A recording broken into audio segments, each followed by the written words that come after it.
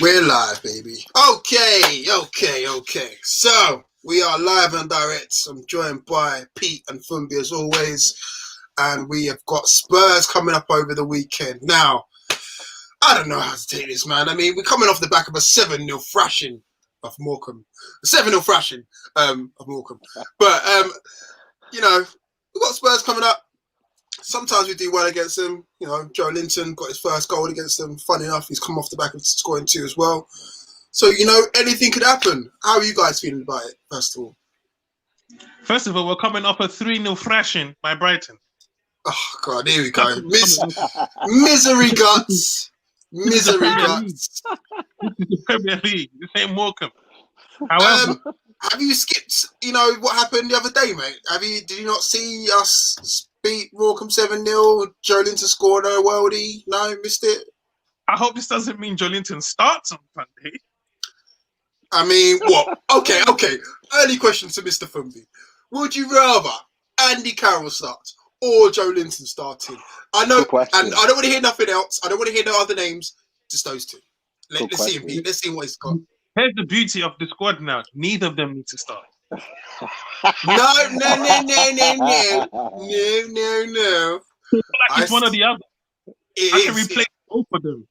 It is. It's one or the other. Almiron comes off the bench, does his thing. No. I don't want to discuss that. No. I'd rather we lose. If we start Joe Linton, I'd rather we lose 4-0. I'd rather Miggy starts and Joe Linton and Andy Carroll can do a social distancing sitting down on wherever they sit down these days. That is the headline. Pete. We've got it already. If Joe Linton starts, we're losing 4-0. That is it. Up the tune.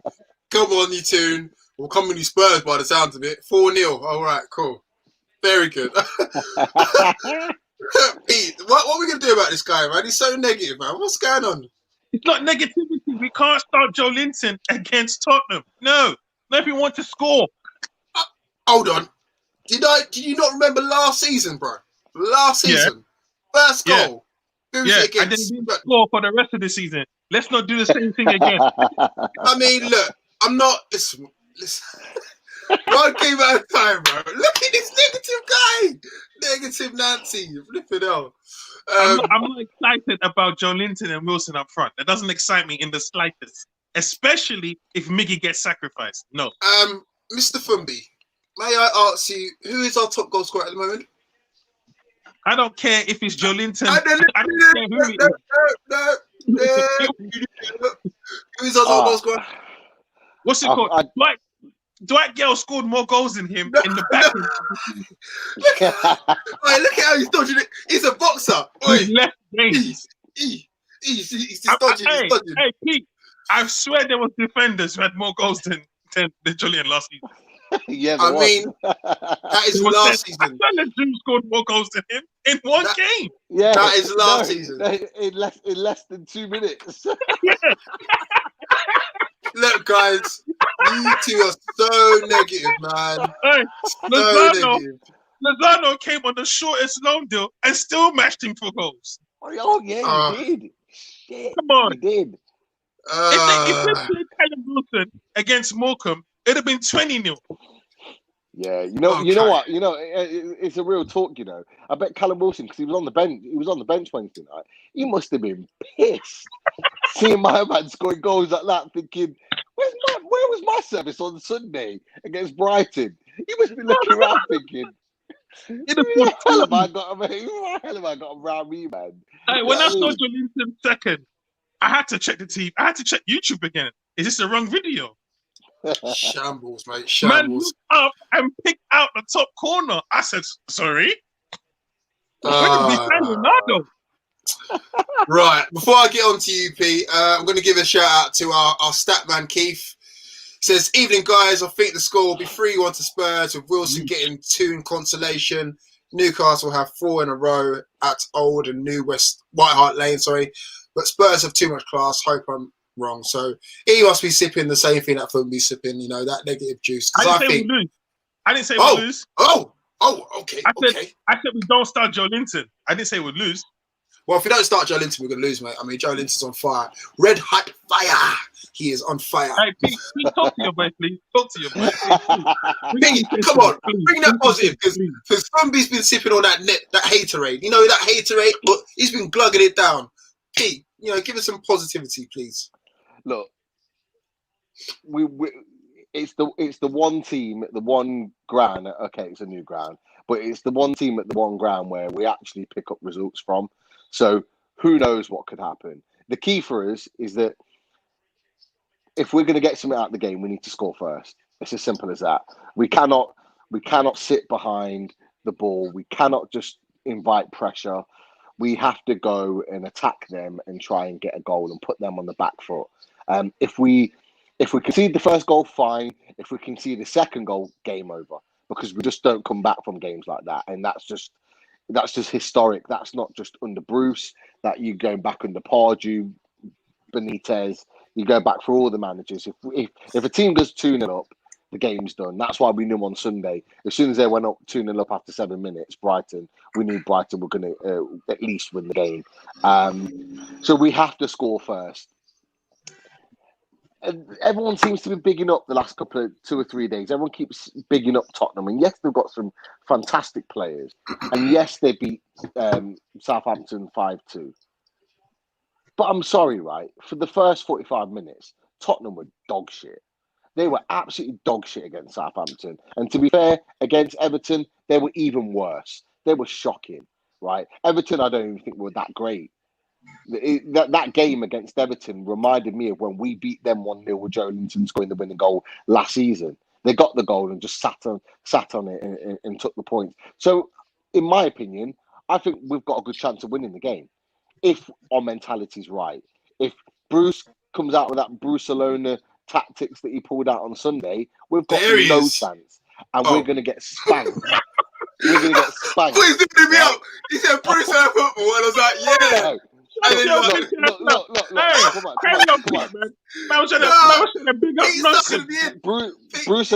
Brucelona is bullshit, right?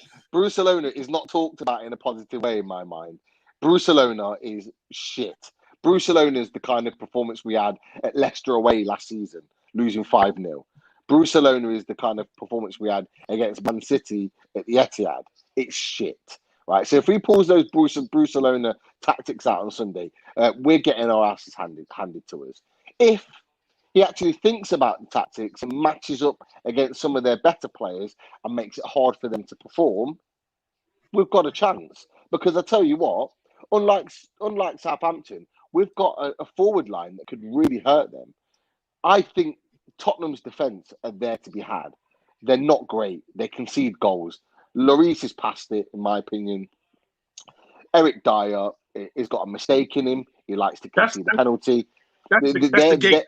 Yeah, that's the kind of thing. And the thing about it is, their centre backs are not the quickest. They're not the quickest. If they're playing Eric Dyer and Alderweireld as their centre backs, they are not the quickest. And they can be exposed by Callum Wilson. So we've got some ins there. So I'm not saying we're going to get hammered, but I'm saying we've got a chance if we play it right. Let's see how the first 10 minutes unfolds. We're going to see, and we tend to be pretty clear on how Newcastle are going to play within the first 10 minutes. Let's see how they get on. That's going to give us an indication of how they're going to perform. Well, I mean, Pete, you suckered me in, mate. You suckered me in with the Brucelona football. I thought he was going, yeah, I've got one on side. And then, just pretty much. Brucelona football. Look, there's no positivity to anything Bruce does, right? He's not a tactician. He's not a Rafa Benitez. And he's certainly not a Pep Guardiola where he has this tiki-taka type possession-based football. He is just the guy, I'm sorry, he's just the guy that puts 11 men on the pitch and goes, go and win us the game.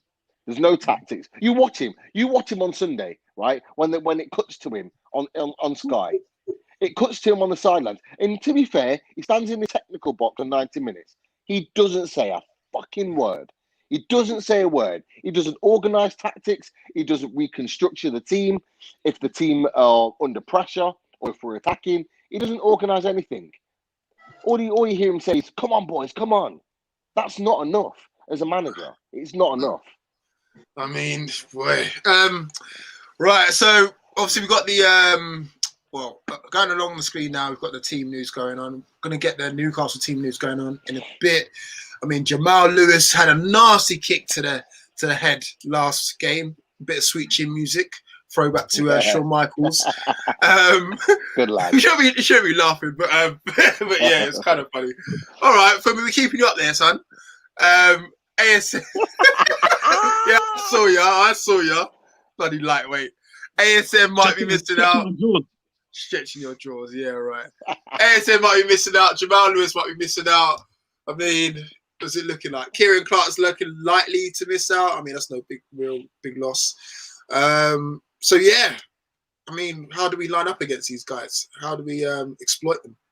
Well, I just want to say, it's just to echo what Pete said. Spurs are very vulnerable. Also, I don't think they're completely comfortable with the new system Marino's trying to implement into the team. So they're still not confident with that behavior. If we can capitalize on that vulnerability, we can get something from the game. Yeah. How we line up against them is not how we line up against. To be honest with you, how we line up against them is exactly how we played against them at St. James's Park last season. We did lose 3-1, but there was a point in the game where they couldn't contain us. Where we were pushing them back. We have to play like that. We have to push them back and oh my God, I forget that game a bit. We were a bit all over the place, but I just feel like if we're gonna beat them, we have to play Miggy. That's all I know. Yeah. Okay. We have to play Miggy. He's been our best player this season, low key, in the sense where he looks on it. It looks like he's actually playing football now, like I want to see. He's passing well. He's getting in front of goal. He's taking shots. He's scoring. So he's on it. He's on his JO. Joelinton, yeah, it was great that he scored against Morecambe and everything. But I watched him when he came on in those 2 games that we played. It was like we didn't even need him. Yeah. It made no difference to what we were trying to do. So I don't see why we need to start him. We need to start the hump. And you know what? ASM being out of the team might actually be a blessing in disguise because I feel like we rely on him too much. You man are haters, man. Haters. Hating on ASM. You hate on Pippin. No, Pete hates on Darlow. Who else hates? No, Darlow's been right. So I think Fumbi agrees with me on Darlow. You know, haters, man. Bloody haters. I'm going to shout out. You know what? Yeah, if we lose on Sunday, it will be because Bruce lined us up wrong. I tell you that much. Shout out to Johnny, who's making jokes in the comment section. The 40 derby on Sunday. Apparently, I support Tottenham now as well as the rest of the teams. Thank you very much for that, bro. He also goes on to say, I personally dropped Shelby and put Hendrick in with Hayden in the centre midfield. Gives us a bit more stability, in my opinion. What do you reckon, guys? Well, I don't know about that, but I'm definitely not playing Hendricks on the right. Yeah. I mean, definitely not that. I like him in terms of the stability on the right he gives, because he gives protection to Manquillo, but at the same time, it's just like no pace, no movement to it, nothing there. He gives a little bit of protection on that right hand side, fine, but he doesn't give any attacking emphasis down on that right hand side. He just doesn't. And look, let's be honest, he was quite clear on why he signed for Newcastle and why he didn't sign a new contract at Burnley. It's because he didn't want to play on the right-hand side, which is where he played for Burnley. The guy wants to play centre midfield. And to be fair, there's a lot of talk a lot of talk from fans that they drop Shelby in for Hayden and Hendricks as a centre midfield pairing. And you've got a lot of grit there, a lot of work rate, a lot of battling. You haven't got that killer ball, but you know, we've got wingers now. But I'm sorry, if you've got ASM in front on the left, if you've got Miggy in the middle and Ryan Fraser on the right, Wilson up top, you don't need that killer ball because you've got the creativity in front of you, and you've got the intensity. That's the key. Is that you've got guys that will press the ball high, and you've got guys that have got pace, and you've got guys that can find a pass or a key pass that's going to get us a goal. So for me, that would be my starting front line. I'd get Wilson up top, sort of. I say on his own, but the way Miggy's been playing as a forward at some points. He's been playing the highest man forward, and he's been interchanging with the striker. So playing him and Wilson up there, you've got some intensity and some pace. They can pull those centre backs apart, and then you've got ASM. I'd play on the right hand side actually. ASM on the left for me is done. Like it doesn't work. It doesn't work. It actually hinders his game. Like he played a chunk of the game against West Ham in particular on the right hand side, and he looked dangerous, and that was in the restart. He looked dangerous. He needs to start playing there more often. And actually, Fraser can play on the left anyway. That's his key position. So I will play them there, Wilson down the middle, and just with Hayden and Hendricks, just say, look, protect the back four. Just protect the back four. Just be solid. Let those four go and do their business up front on the counter attack, and let's hope we nick a couple of goals. Okay. Keys back into conversation. He said that Richie needs to come back in. Newcastle missed some natural leadership skills against Brighton, and Richie was very vocal in the cup game the other night. Thoughts on that? Richie's back in. I mean, yeah, but every player we bring in, we sacrifice someone else. And if we start with Richie, just to give us a bit of stability, then bring on like a Ryan Fraser, then cool. But the only way we're bringing Richie in is to sacrifice someone up front. So I don't mind that for the first, especially because we can play on the left as well and give that protection, and then we put ASM on the right. But in terms of bringing him in, we're going to have to sacrifice someone else.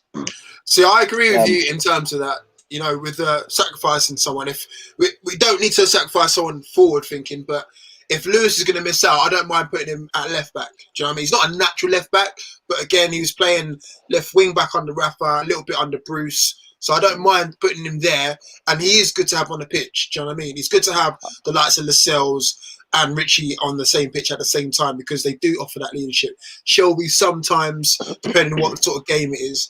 But yeah, it would be nice to have him on the pitch, but again, not at the detriment of dropping an Almiron or ASM, for example. So yeah, you're right on that one. Pete, what are you saying? Well, I was going to say exactly what you said, Clinton, is that I don't think Jamal Lewis is going to play on Sunday.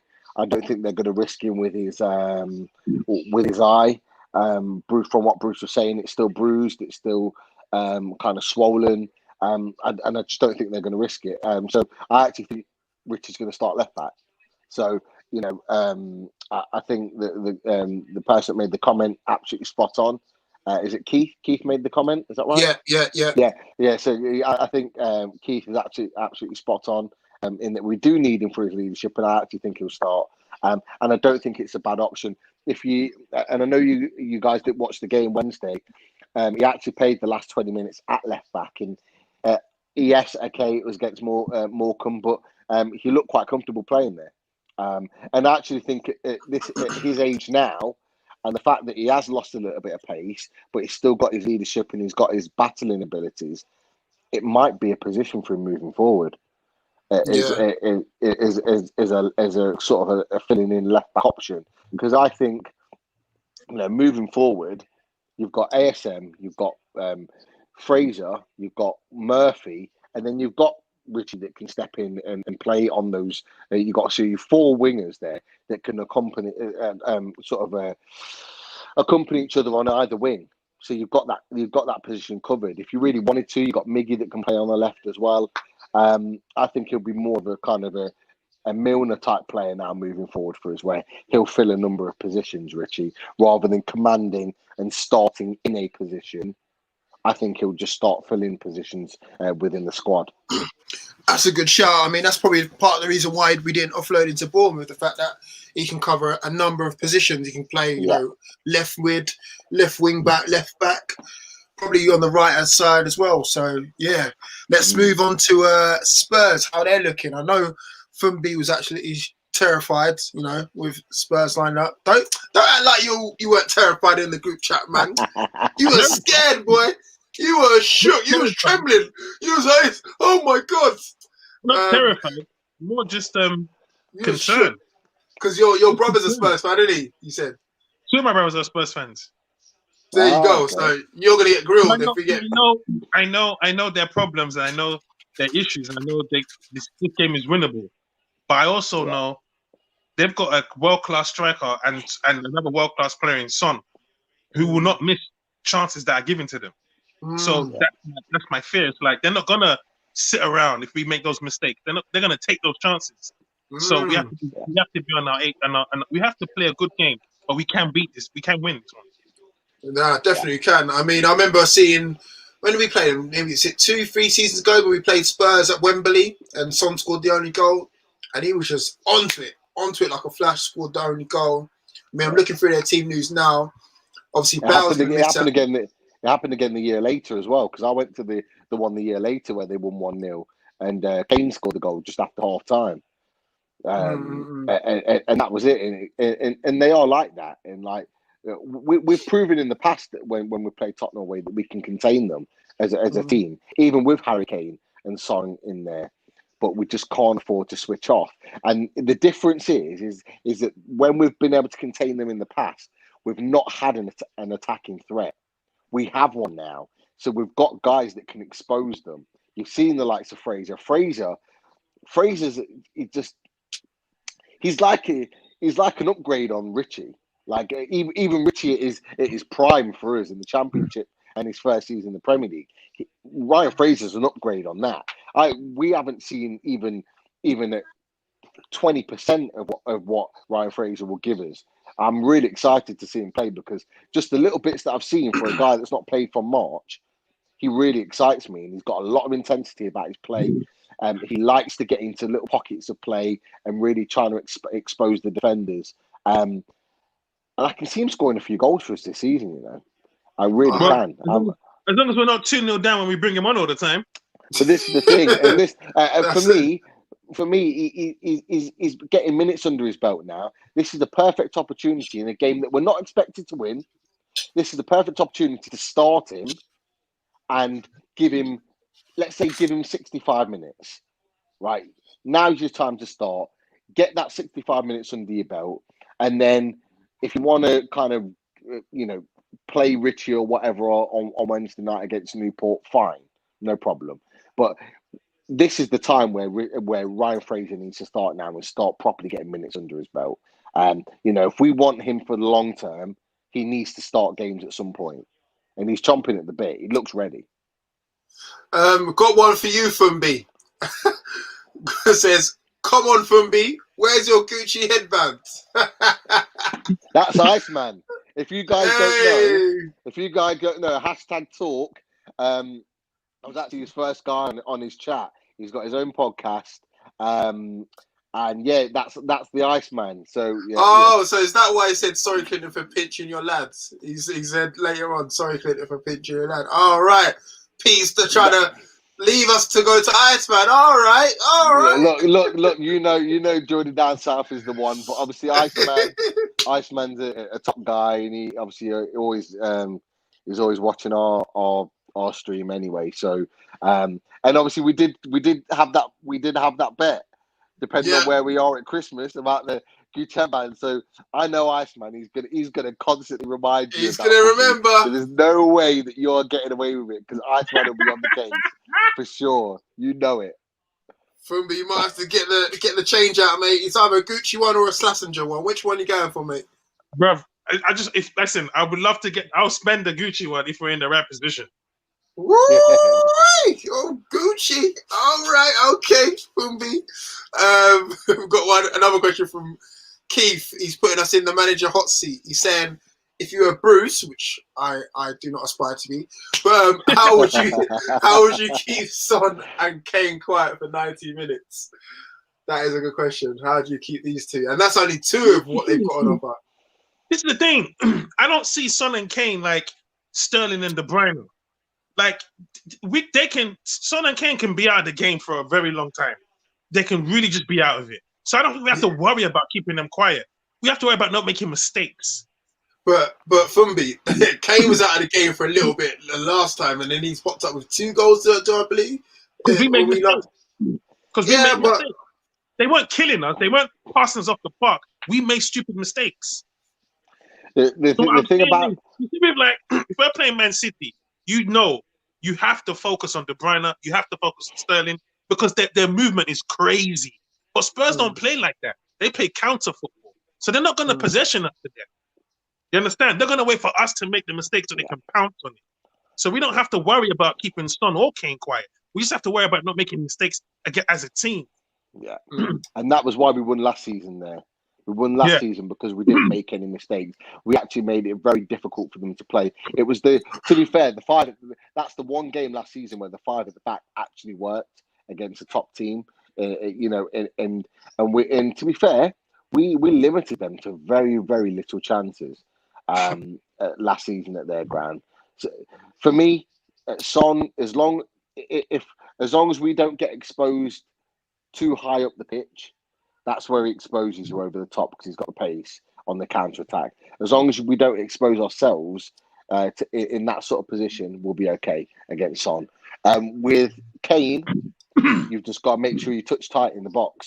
So that's where Lascelles has got to wake up because he wasn't good enough against Brighton. He was better against Morecambe, but we expect him to be better against Morecambe. He needs to be touch tight. Him and Fernandes needs to be touch tight to Harry Kane. They cannot afford to let him have 2 or 3 yards because that's enough for him to put the ball in the net. It's as simple as that. That happened last time, Pete. What's that against? Yeah, against us at St James's Park. Yeah.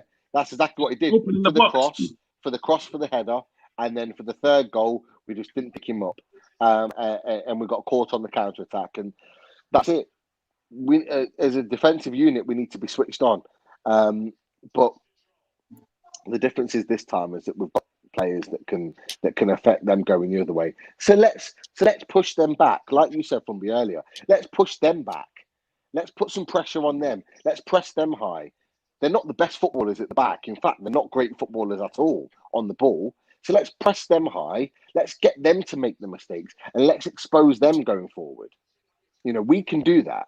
Luis has got a mistake in him. Dyer's got a mistake in him. Alderweireld's not as quick as he used to be. He's still a decent defender, but nowhere near the levels he was 2 or 3 years ago. Who they got right back? Doherty. He likes to get forward more than he does defensively. He's more likely to cause us more problems going forward than he is at the back because he's not a great defender. He's a great attacking. He's more of a wing back. He's a great attacking sort of wing back. Davis on the left hand side, full of mistakes. You put if ASM's fit and you put him on the right hand side against Davis, you've got a chance he's going to commit some sort of foul in the box if ASM commits him. So there's chances there to expose that defensive line. Gonna give a quick shout out to Sharky from Toon Army TV. He says Callum Wilson's to score.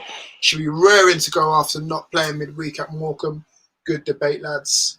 Shout out to you, bro. Yeah, Callum Wilson should be raring to go. I'm gutted Joe Linton's gonna be missing out, mate. I'm not gonna lie. If Joe Linton doesn't get the start, I mean, I just think he's just been buried by you two negative Nazis. Joe Linton all day, the real Brazilian. But yeah, I suppose Callum Wilson's got to get a run out, hasn't he? Look, Callum Wilson is the main man. Is the main man for us, right? To be fair, he should have scored on Sunday. He had one chance late on in the game where Miggy put the ball in and he headed the ball over the bar. He knew he should have done better. But other than that, he lived off absolute scraps for 89 minutes. He lived off absolute scraps. He had nothing constructive to work off. And that guy, a guy of his ability, needs quality service, and that's what he needs. That's what he needs on Sunday. It's as simple as that. But I guarantee, as long as he gets the right service, the guy's going to score goals. No doubt, no doubt. I've got 100% confidence in him that he's going to score goals for us, providing we get the men around him. With Joe Linton, yes, as I've said it before. Joe Linton this season will be a cup player. He'll only start in the cups. So providing we stay in the cups, he's going to continue to play. So it's in his best interest to be playing well midweek in the cup games. Otherwise, he ain't starting games. I'm sorry. He's not starting games. Carroll will always come in front of him. Whether we rate him or not, he will always be second in command to Callum Wilson. And that's just the way it is. Guys, I just wanted to, while we're talking about Joe Linton, I just wanted to talk about something because it's quite current. Obviously, off the back of him scoring 2 goals, he posted, the worldie on his Instagram. Since then, he's turned the comments off because I think he's scared of what's been said in the past. Like, how do you guys feel about that? We've all been guilty of laying into him and saying he's this, he's that, on the other. I haven't put any hate his way. I haven't got the time to go onto his personal Instagram account and say you're this and that and the other. But obviously, there's certain sections of our Newcastle supportership, or whatever you want to call it, who have. Like, how do you guys feel about that one? Well, it's his personal Instagram account. It's a good goal. The problem, obviously, is, it was Morecambe, and the chances of him repeating that for the next 5 years is very low if you go by the stats of his scoring. However, that doesn't give people the right to go and abuse him on his Instagram page, but that's what's going to happen when you don't score regularly. So it is what it is. It's social media. He shouldn't take it personal. I really don't care. Just don't start on Sunday. For me, I've got to be honest, right? There are a lot of players that have come through this club over the last 28, 29 years that I've supported them that I've not rated, and I've not rated as players, and I've not been sorry to see the back of. But when they're on that pitch and they're wearing that badge, where they're wearing this badge, I support them regardless. I might get frustrated with them. I might get angry with them. I'm looking on my screen now, Sky Sports. I'm looking at Jack Colback playing for Nottingham Forest. He's the most one of the frustrating players, and one of the players that I'm not been bothered to see the back of. But when he's wore the colours, like Joe Linton, I supported them, right? And no player deserves to get the stick that they get from their own fans. In particular, after they've scored 2 goals for their club that got them into the next round of the cup, right? Okay, he's not long been in Europe. He's only been in Europe a few years. Over in Germany, I think he had a year in Austria. He's now come to England. He's played in 3 different countries, not spent long in any of those countries. Still getting used to the way of life over here. Still a very, very young man. I know what I was like at 22, 23 years old. I wouldn't be able to have gone to another country like Germany or Austria or even Brazil and been able to settle and get used to the way of life without being homesick or whatever. So people need to understand it's a difficult situation for this young man, right? And he's learning the English game. Let's face it, like he doesn't look suited to the game. He doesn't look ready. And Newcastle as a club need to take a little bit of responsibility for this, because they need to look at it and not just keep him for the sake of it. If they think it's in his best interest that he needs to move on for his career, they need to do it, right? And they need to move him on. But no way, shape or form should fans be getting on his back the way they have. It's unacceptable, right? It just is. And for the guy to turn his comments off says a lot. It says a lot about it. And he's probably been advised to do so. And that's not okay. Off the back of that, going to go into another question coming from Iceman again. Now, obviously, it's not Newcastle United related, but again, Sir Les was a legend at Newcastle United. So he's asked about what did you guys feel about the QPR situation, them not decided to not take the knee, and Sir Les's statement. So if you guys are not aware, I think it's the last game QPR had against Coventry City, they decided not to take the knee, just purely due to the fact that Les thought that it's tired, like it's watered down, like there's no substance coming from it. I mean, I'm paraphrasing here. You guys can more than welcome to read it properly, but that's what he practically meant. Like taking the knee now, what does it mean? It's not bringing anything new. Like everyone's just doing it now. 8 seconds, quick 8 seconds, up, play the game, and it's forgotten about. It's lost its emphasis. That's what I'm trying to say. So for me personally, before we get on to you two, I think he's right in saying that. Obviously, I'm going to be biased because I'm a big Les fan, but at the same time, I think it's right. Like, what is the next progression now that we're looking at in order to kind of drive forward this message? Premier League have tried to come with this no room for racism. They just don't like to put the fact that it's Black Lives Matter. It's no room for racism. I know no room for racism should include us all, but let's face it, all the racism, or 99% of it, is happening to black people. So it is still Black Lives Matter, regardless of how you word it. I think Les is right with it, but again, I don't know what's going to happen, because even like Akinfenwa today, I don't know if you've seen it, he's come out and said that basically the FA, they had the chance to kind of stamp racism out with what happened, I think, last season against Fleetwood when he got called a fat water buffalo or something along those lines. And, they just basically said they deemed it as not racist. Do you know what I mean? So do you know what I mean? Like how seriously taking it? I don't really know. But yeah, that's my views on it. I don't know what you guys are thinking. Well, here's the thing, you say. The thing is this: the taking of the knee is played. It was played because it was oversaturated, and it's eye service. It's not tackling the issue. It's doing what is right. What seems to be good. What seems to be working. In fact, I don't want our team to take the knee because when they blow off that whistle, it's time for kickoff. I don't want to see people now going on the knee and having to reset their mind to start a freaking game. It's not the time for it. It's not the place for it. It's done. It's not going to change anything. It never has. In terms of I think now you have to be careful. This is the thing about dealing with racism as a structure and as opposed to just reducing it to like, you know, the names you hear or the foul things you hear at a football game. Okay, I'm a comedian, right? And I do a joke about when you go to a football game, you're dealing with people who are high on that, who have been drinking, who are passionate about a derby or whatever they're gonna do, and they're singing foul songs regardless. I'm talking your mum's an C word, your dad's an S. You can't draw a moral high ground and say, well, he's doing racial abuse. It's all wrong. You understand? So you have to be careful how you mix the two.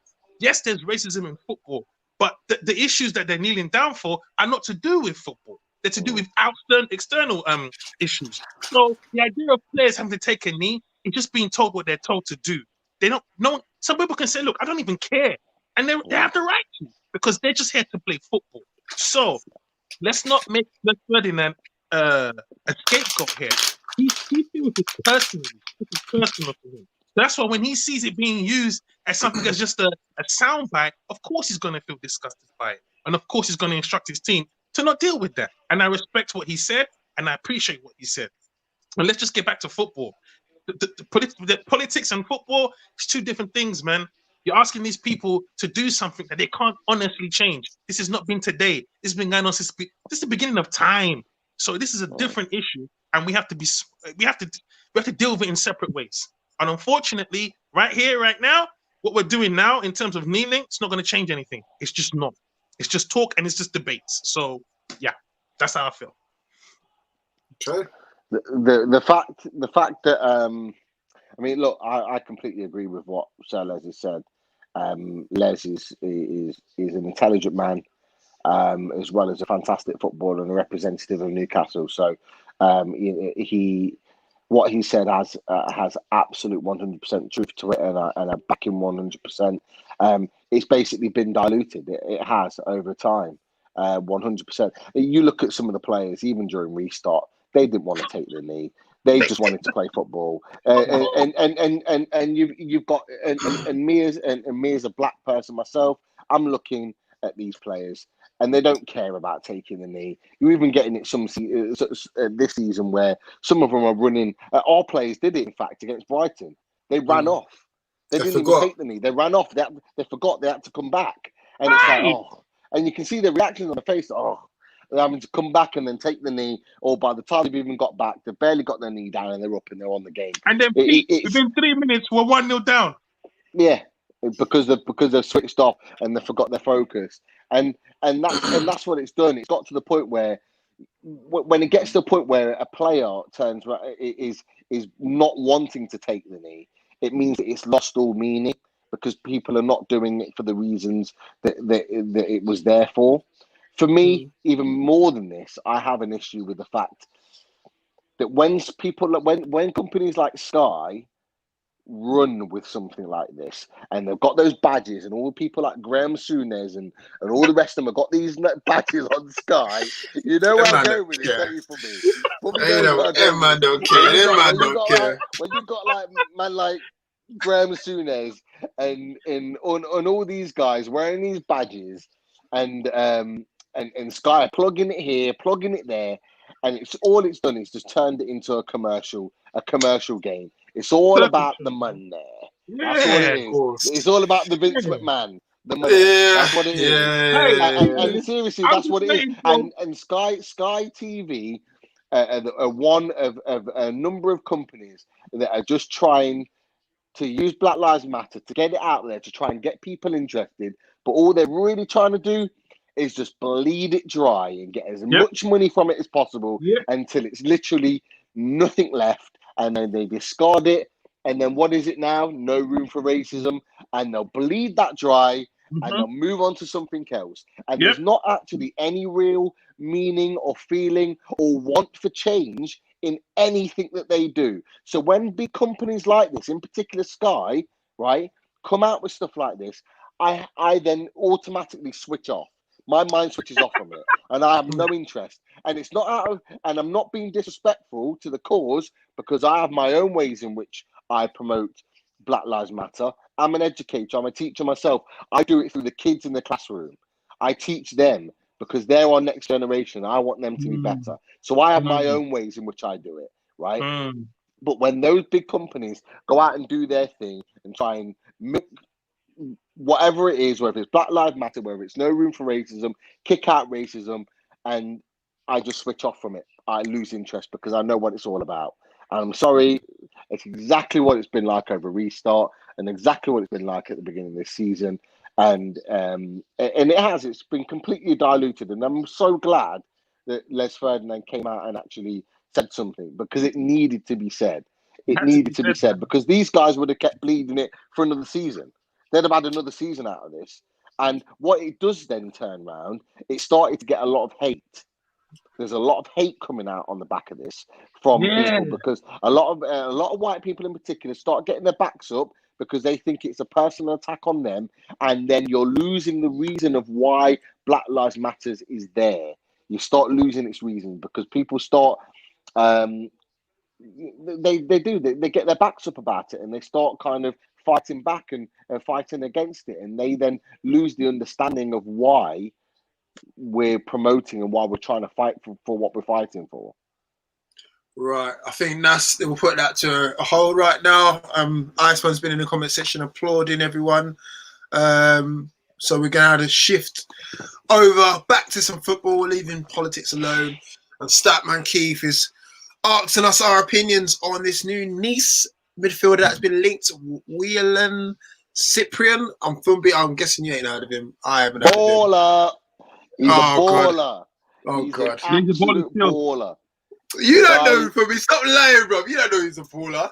You know he plays. FIFA. Then the ones you sign on the career mode. Man's a FIFA scout still. That's it. You're David Moyes, football manager. Yeah, he looks good.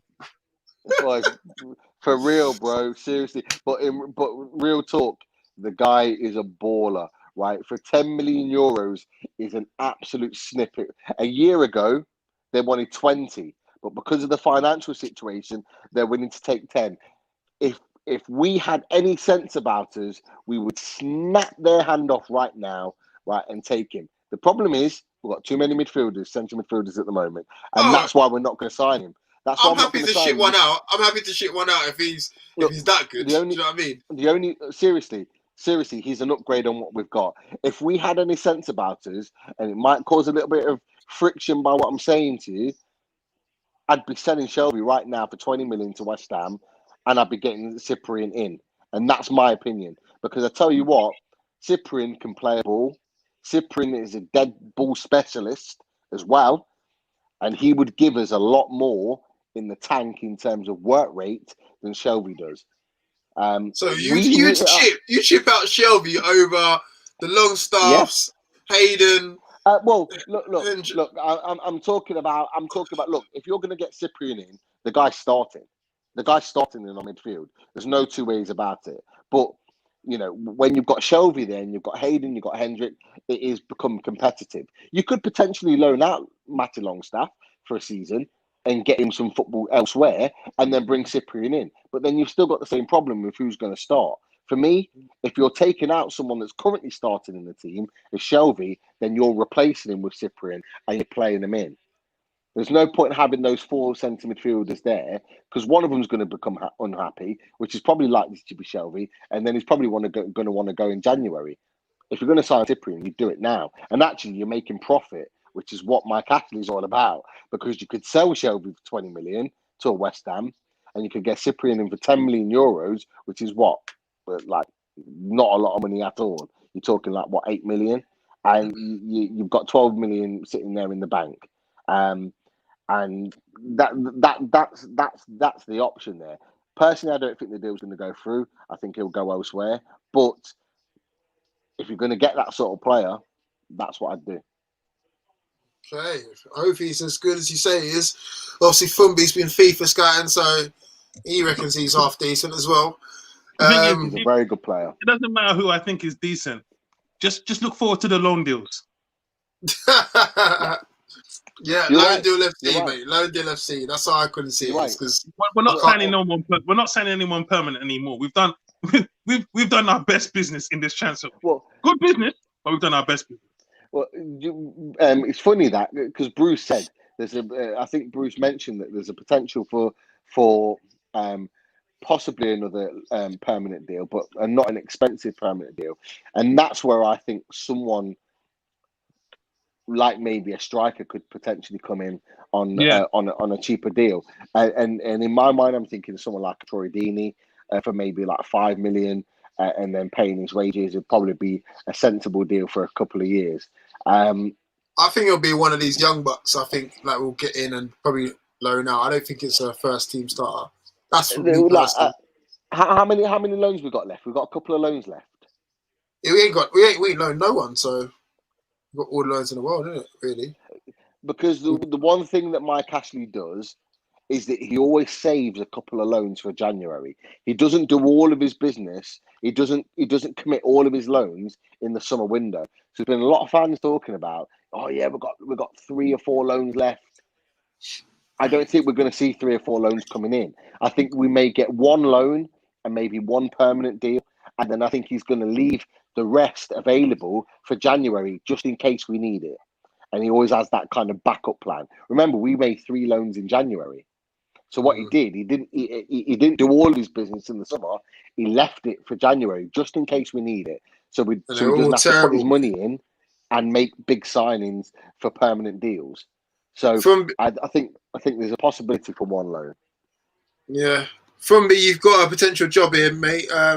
Sharky saying, Fumbi, you can be our club scout. Some of the jobs we've signed in the past, get your CV in, lad. Imagine Fumbi being. Could you imagine Fumbi being our club scout? Where's Kai Havertz? Where's his brother? Where's his sister? Where's his cousin's auntie? Where's his dog? That's it. We're just getting 10. If we get 10 Kai Havertz. I can't do any worse than what we've got now.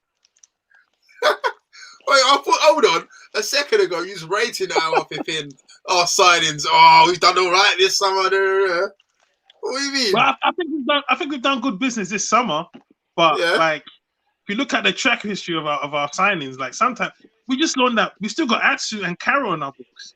I mean, come on, you can't slate your boy Atsu, man. That's your boy. That's your boy. That's your brother, man. When I mean loan, I mean a permanent loan. What you mean? You got no love for Atsu now? Nah, he's got to go. Boy. There's no place for him at Newcastle no more. He didn't even get in the cup game. That's true, you know. That's true. Man, where was he? Man, like Jacob Murphy's running things now. Yeah, the young boy's doing it. Guys, Atsu's gone. Atsu's gone. There's a real potential for 3 players that were in the registration for our 20-man squad last season to be gone, and that's Atsu, that's Yedlin, and that's Shah.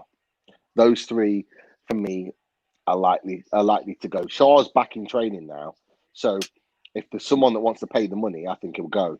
I think Atsu will go before the end of the transfer window, and I genuinely think that Yedlin will go. I don't think we'll get another right back in, but I think what it will do, it will allow for another potential loan to come in to take his spot in the registration. I think we're going to need 1 or 2 of them to go out before we even look to sign anybody else. And I think Bruce has alluded to that. He wants more players out before he gets another 1 or 2 in. But I think we will. I think we'll do it. I think it'll be close to the deadline day. But I think we'll get a couple of players in. There's still so. We talked about it last time. We talked about the Chelseas. We talked about who else did we talk about? There was other teams out there that've got players in Kitia for Arsenal. We've talked about loads of teams in the Premier League at the top end that have got players. Liverpool, for example, with Wilson and Brewster and Origi and all these players. There are so many players out there that are just sitting in the stands that would have been starting for teams last season, and they're not committed to a team or even starting. There are so many players that we could be exploring, and there are deals to be done. So I'm confident we'll get a couple of new players in.